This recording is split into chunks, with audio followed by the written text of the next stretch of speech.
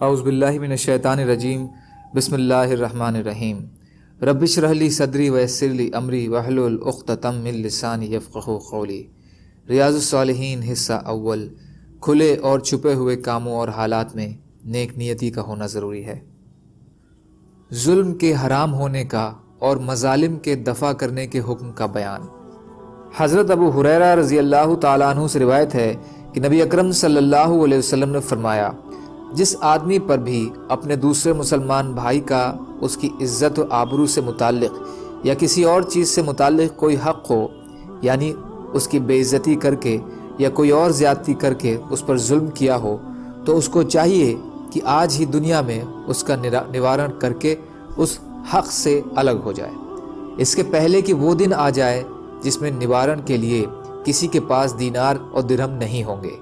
اور وہاں نوارن کی صورت پھر یہ ہوگی کہ اگر اس کے پاس اچھے اعمال ہوں گے تو وہ اس کے ظلم کے جتنا لیے جائیں گے اور مظلومین میں تقسیم کر دیے جائیں گے، اور اگر اس کے پاس نیکیاں نہیں ہوں گی تو اس کے ساتھی یعنی صاحب حق کو برائیاں لے کر اس پر لاد دی جائیں گی۔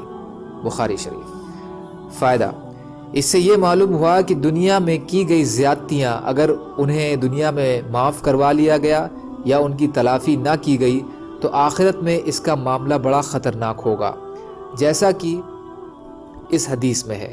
اس لیے لوگوں کے حقوں میں کوتاہی جس کی انسان پرواہ نہیں کرتا سخت ہلاکت کا باعث ہے۔ حضرت عبداللہ بن عمرو بن عاص رضی اللہ تعالیٰ عنہ سے روایت ہے کہ نبی اکرم صلی اللہ علیہ وسلم نے فرمایا، مسلمان وہ ہے جس کی زبان اور ہاتھ سے دوسرے مسلمان محفوظ رہیں، اور مہاجر وہ ہے جو اللہ کی منع کی گئی چیزوں کو چھوڑ دے۔ فائدہ: اس سے یہ معلوم ہوا کہ کامل مسلمان وہ ہے جو دوسروں کو ظاہری یا باطنی کسی بھی قسم کی تکلیفیں نہ پہنچائے، اور واستوک مہاجر وہ ہے جو اللہ کی نافرمانی سے بچا رہے، اس لیے کہ اگر کسی نے ہجرت کے باوجود اللہ کی نافرمانی سے بچاؤ نہ کیا تو ایسی ہجرت کا کیا فائدہ؟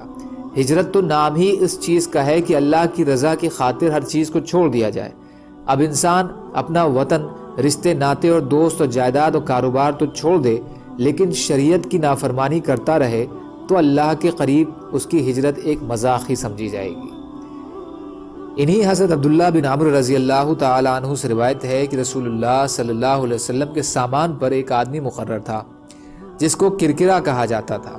وہ مر گیا تو رسول اللہ صلی اللہ علیہ وسلم نے فرمایا کہ وہ جہنمی ہے۔